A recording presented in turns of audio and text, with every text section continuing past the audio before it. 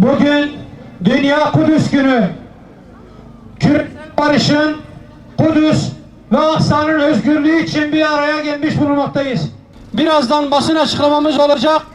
Siz kıymetli Müslümanları basın açıklamamıza katılmanızı bekliyoruz. Bugün burada sadece bir şehri almak için değil, adaleti, direnişi ve tevhidin kalesini selamlamak için topladık. Sözlerin en güzeliyle gönüllerimizi pasından anındırarak başlamak istiyoruz.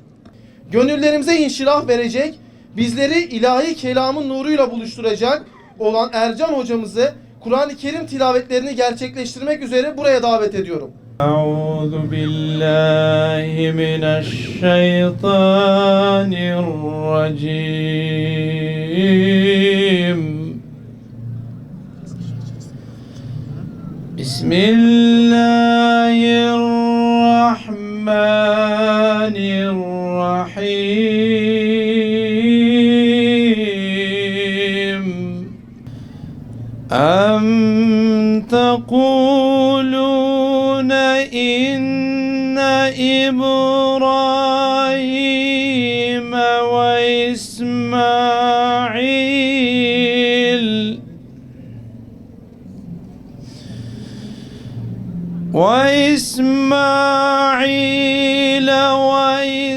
وإسحاق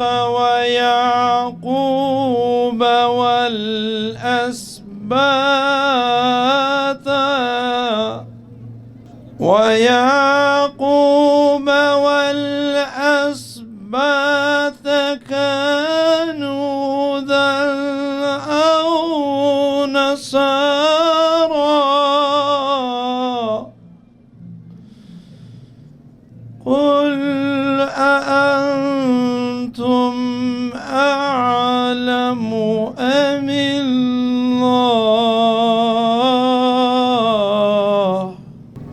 Kudüs bizim için ne ifade ediyor? Kudüs bizim için sadece bir coğrafya değil, bir şehir değil, bir mescit değil. İslam'ın ilk kıblesi, Peygamber Aleyhisselam'ın miraca çıktığı kutsal mekan ve Hazreti Ömer'in bize emaneti Selahaddin Eyyubi'nin ikinci defa fethetti, özgürlüğüne kavuşturduğu kutsal bir mekandır. Dolayısıyla tarih boyunca iman ile küfür, mazlum ile zalim, Müslümanlar ve düşmanları esasında Kudüs eksenli savaşmıştır. Bakın şu anda ondan fazla İslam ülkesi başkentlerinde, en önemli şehirlerinde füzeler, bombalar peş peşe düşmektedir. Bunun bir tek müsebbibi vardır. O da Siyonist işgal rejimidir. Bakın Gazze, Lübnan,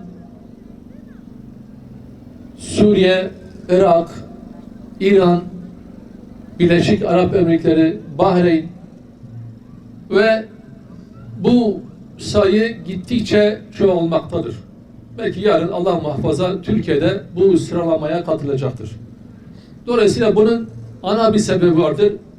İşgal rejiminin bu topraklarda olması ve işgal rejiminin bir hançer misali İslam coğrafyasının ortasına, böğrüne saplanmış olmasıdır. Katil ABD Orta Doğu'dan defol! Katil ABD Orta Doğu'dan defol! Katil ABD Orta Doğu'dan defol! Ve işgal rejiminin temel bir hedefi vardır. Ana bir hedefi vardır. Başkenti Kudüs olan ve Mescid-i Aksa'nın içinde olduğu bir Kudüs ve başkenti olan bir Kudüs büyük Yahudi Siyonist devleti kurmaktır. Bunun temel hedefi budur. O uzun vadede bu hedefine ulaşmak için adım adım Filistin topraklarını işgal etmekte ve İslam coğrafyasında kendisine karşı olan, kendisine tabiri caizse tehdit olabilecek hiçbir güç istememektedir. Katil İsrail Filistin'den defol. Katil İsrail, Filistin'den defol. Katil İsrail, Filistin'den defol. Ve bu Siyonizm sadece İslam coğrafyasını değil, dünyanın bütün ülkelerini, bakın süper güç Amerika olmasına rağmen şu anda Amerika'yı dahi kendi hegemonyası altına almış ve kendi arkasından sürükleyerek bütün dünyayı bir ateşe doğru götürmektedir. Dolayısıyla bu savaş salt bir Filistinlerin, salt bir Arapların, salt bir Müslümanların savaşı değil. Bu savaş mazlum ile zalimin, bütün insanlık ki şu anda Siyonist rejim ve ABD sadece askeri hedefleri değil, hiç sınır tanımadan okul, hastane, yol, Birleşmiş Milletleri tesisleri, köprüleri, kısacası hiç hedef gözetmeksizin her tarafı bombalıyor. Gazze'de yaptığın aynısını şu anda Lübnan'da yapıyor. İran'da yapmaktadır. Bakın İran'a yapan ilk saldırıda, ilk günkü saldırıda bir okul vuruldu ve 180 mazlum çocuk orada şehit edildi. Zalimler için yaşasın cehennem. Zalimler için yaşasın cehennem. Zalimler için yaşasın cehennem. Siyonist rejim ve ABD bütün ülkelerden, özellikle İslam coğrafyasından kendisine şartsız teslim olunmasını istiyor. Yani müzakere, görüşme, bunlar tamamen bir dayatmadan ibarettir. Şartsız, koşulsuz bize teslim olacaksınız diyor. Burada Müslümanlar olarak uyanık olmamız lazım. Basiretimizin, ferasetimizin gerçekleri görmesi lazımdır. Bakın Gazze Sünni olduğu için bombalanmıyor. Rahmetli İsmail Haniye, Muhammed Deyf, Yahya Sinvar Sünni olduğu için, Arap olduğu için şehit edilmediler. Bakın Lübnan, Beyrut Şii olduğu için bombalanmıyor. İran Şii olduğu için bombalanmıyor. Bakın İran'da neredeyse 15 milyon Türk var. Tebriz şehri ile bir Ankara şehri arasında bakın fark yoktur. Senendeç, Urumiye, Mahabat ile bir Diyarbakır, Mardin, Batman arasında hiçbir fark yoktur. Bakın Venezuela Devlet Başkanı Maduro ne Şii ne Sünni, hatta Müslüman bile değildi. Ama sırf ABD'nin emperyalist hedeflerine karşı çıktığı için hiçbir uluslararası hukukta, kanunda, yasada olmayacak bir şekilde hanımıyla gece yatak odasından alıp kaçırıldı. Haydut ABD Orta Doğu'dan defol. Haydut ABD Orta Doğu'dan defol. Haydut ABD Orta Doğu'dan defol. Dolayısıyla kardeşler, Şiisiyle, Sünnisiyle, Kürdüyle, Türküyle, Arabiyle, Çerkeziyle, Lazıyla hepimiz kardeşiz. Hepimiz bu coğrafyada yaşayan, binlerce yıldır yaşayan, barış içinde, huzur içinde yaşayan komşularız. Ve bize düşen bu hayduta karşı, bu Siyonist rejime karşı tek vücut olup direnişimizi, mücadelemizi vermemiz lazım. Tekbir! Allahu Ekber! Tekbir! Allahu Ekber! Allahu Ekber! Allahu Ekber! Bismillahirrahmanirrahim. Değerli masum mensupları ve aziz milletimiz, bugün burada sadece bir bölgenin değil, tüm insanlığın vicdan durağı olan Kudüs ve Mescid-i Aksa, Gazze'de yaşanan soykırıma dur demek, Siyonist yayılmacı zihniyeti dünya barışını nasıl bir uçuruma sürüklediğine dikkat çekmek ve İslam coğrafyasının dört bir yanında yakılan fitne ateşine karşı kardeşliğimizi haykırmak için toplanmış bulunmaktayız. Kudüs yalnızca Filistin halkının değil, bütün Müslümanların ve bütün insanlığın ortak mirasıdır. Mescid-i Aksa ise Müslümanların ilk kıblesi ve mukaddes mabetlerinden biridir. Müslümanların ilk kıblesi Kudüs, Siyonist işgalin pençesinde kimliksizleştirilmeye çalışılırken, İsrail'in başlattığı saldırılarla Gazze tarihin en büyük toplu mezarlığına dönüştürülmüştür. Bu sadece bir toprak kavgası değil, bir inancın ve halkın kökünü kazıma girişimidir.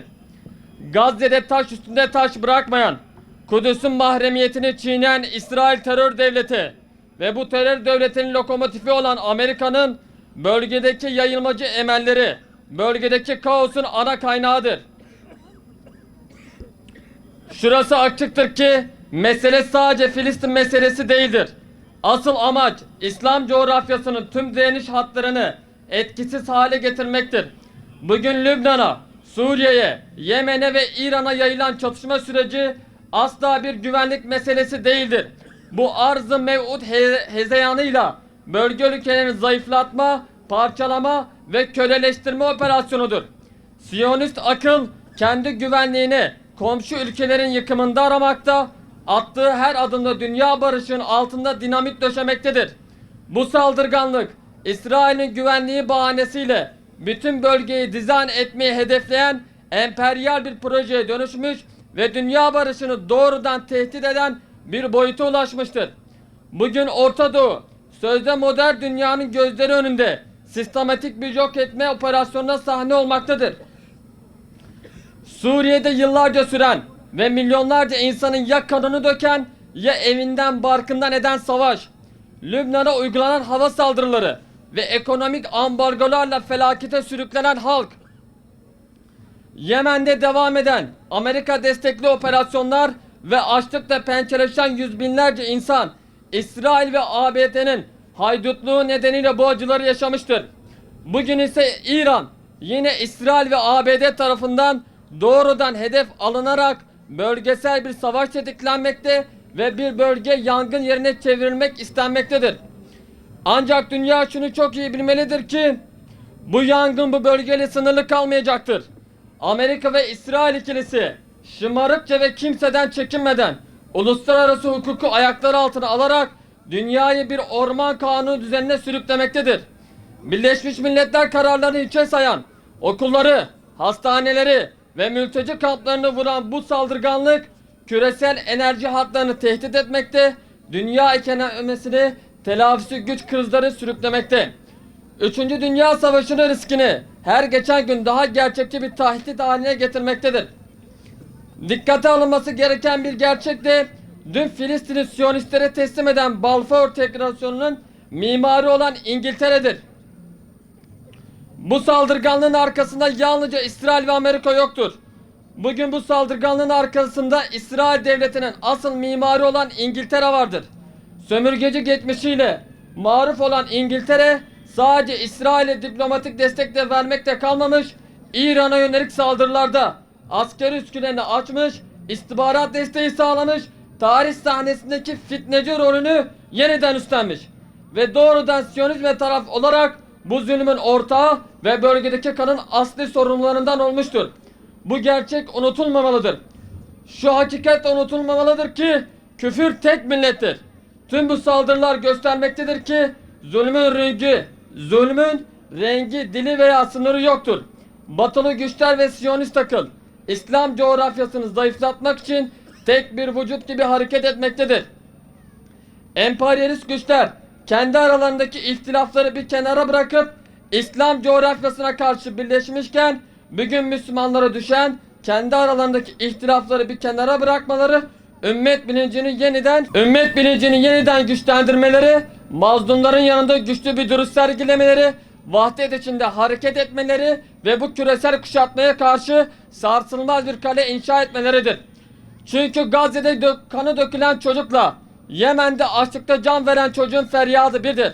Gazze'nin okullarında bombalanan çocuklarla Tahran'ın okullarında bombalanan çocuklar birdir. Dilleri farklı olsa da anneler evlatlarına aynı ağıdı yakmaktadır. Sınırlar farklı olsa da İslam ümmetinin başına yağan bombalar aynı yerden atılmaktadır. Yani diller, ülkeler ve mezhepler farklı olsa da göğe yükselen feryatlar birdir. Buradan tüm İslam alemine seslenerek şunları söylüyoruz. Zulme sessiz kalmayın. İşgale karşı sesinizi yükseltin ve mazlumların yanında durun. Vahdet şarttır. Mezhebi ve siyasi ayrılıklar Siyonist kurşunlardan daha yıkıcıdır.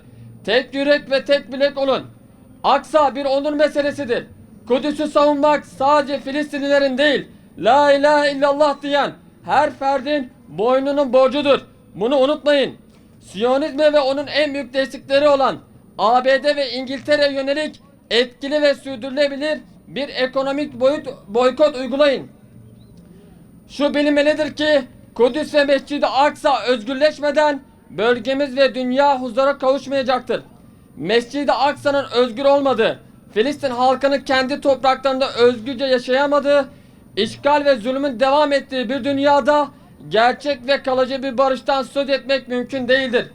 Bizler inanıyoruz ki Kudüs'te zulüm bittiğinde, Mescid-i Aksa özgürlüğüne kavuştuğunda, Filistin halkı kendi topraklarında özgürce yaşayabildiğinde yalnızca Orta Doğu'da değil, dünya genelinde barışın önü açılacaktır. Son olarak Peygamber Sevdalıları Vakfı olarak Dünya Kudüs Günü vesilesiyle diyoruz ki Kudüs sadece bir şehir değil bir imandır. Mescid-i Aksa sadece bir cami değil bir davadır.